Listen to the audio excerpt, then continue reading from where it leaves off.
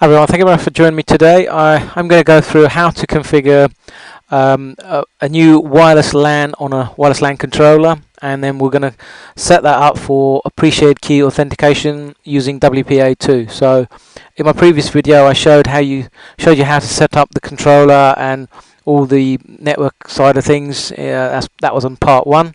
So for this part, all we're going to do is we're going to just create a completely new wireless LAN. We're going to create a DHCP scope, and then we're going to set up the new wireless LAN for appreciated key authentication. So in my network at the moment I've got a 2960 switch and an 887 router, and the two interfaces are set up as trunks. Because this has a 4-port switch module, it has to be configured just like a switch and an SVI. If you had a router, then you'd configure just like a router on a stick type of configuration.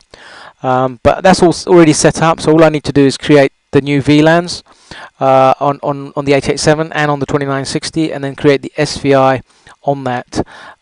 So here's the configuration for that. So this is the router configuration.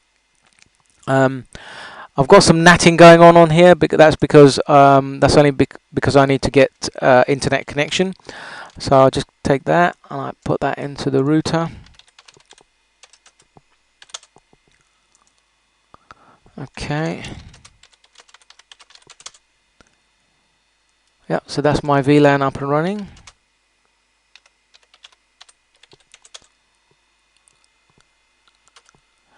And there's my VLAN 30. So that's the router configuration done. So we'll just quickly do the switch configuration now. And the switch configuration is straightforward. It's just the VLAN 30. So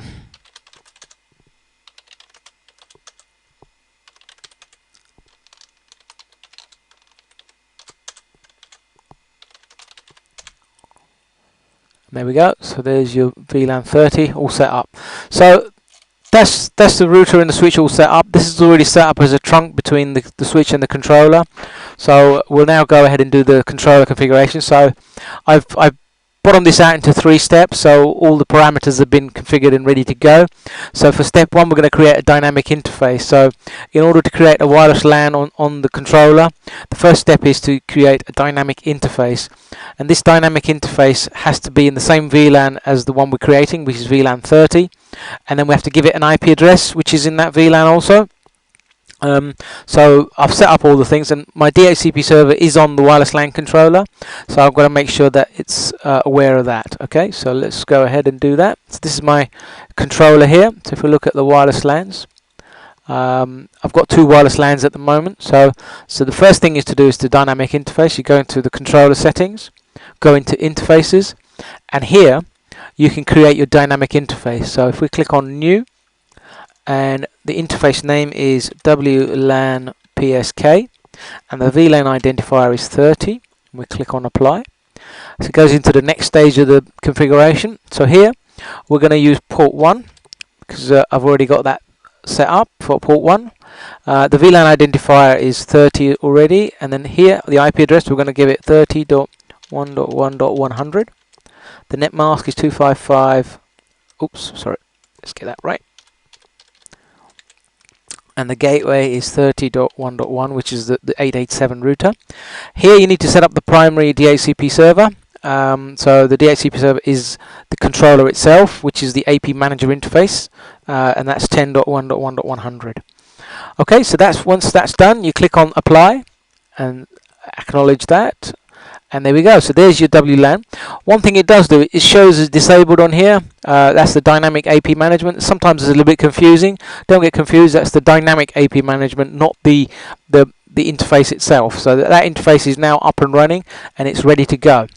So if we look at our next stage, we're going to create a DHCP scope for that VLAN 30, so that any devices attaching to that VLAN will get an IP address. So for that, you stay on the controller and then click on internal DHCP, click on the DHCP scope, and from here we click on new, and we're going to create the scope name, which is WLAN appreciated key. Click on apply. So straight away it puts that in there, but the configuration for that is not quite complete, so we need to click on it again. And here we need to set up the pool start, which is 30.1.1.10. Pool end is 30.1.1.100. 1.1.20. The network is 30.1.1.0. The net mask is 255.255.255.0. Least time, I'll leave that as default, and then the default router is 30.1.1. And the DNS, I'm going to use the Google DNS, and I've got my own as well as a backup.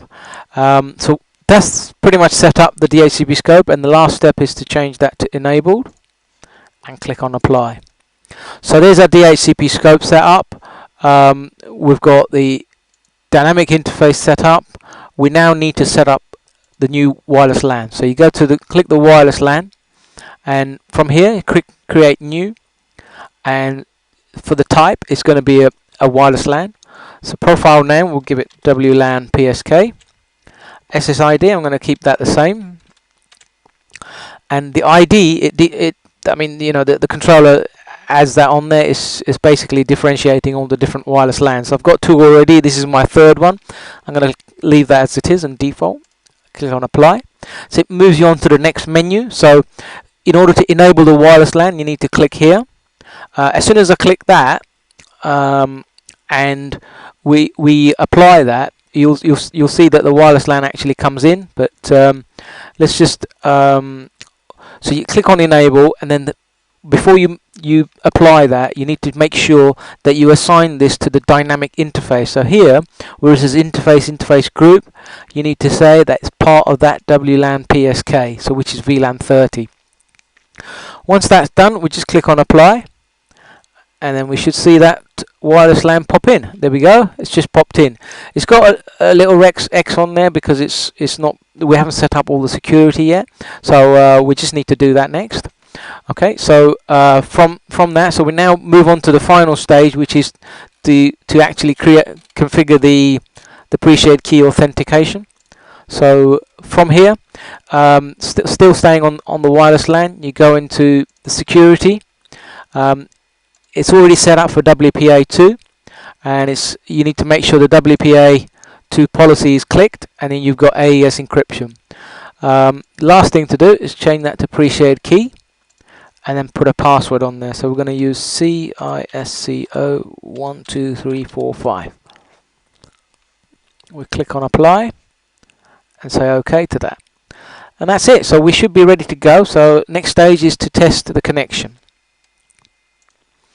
Okay, so if we go to our wireless connections, and there we go. So just go to network settings, and then that one, connect to that, and it says security. So we go capital CISCO12345. Click next, and no to that, and it's connected. So let's just have a quick look at this advanced settings. So there you go. So it's received an IP address of 30.1.1.10. The DNS servers, as we assigned on the DHCP, were 8888 and 192.168.0.1. If I just bring up the command prompt and then do an IP config and scroll up to my wireless connections, I'll just come past it. Here we go. That's it. So there's my wireless connection, and it's received an IP address of 30.1.1.10, and the default gateway is 3110. So let's see if we can ping 30.1.1.1. Successful. And we'll just ping my DNS server, which is the internet.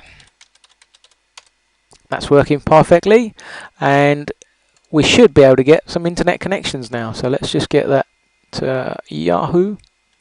And there we go. So that's basically it. Very simple, straightforward. Thank you very much for listening. I hope you found that useful.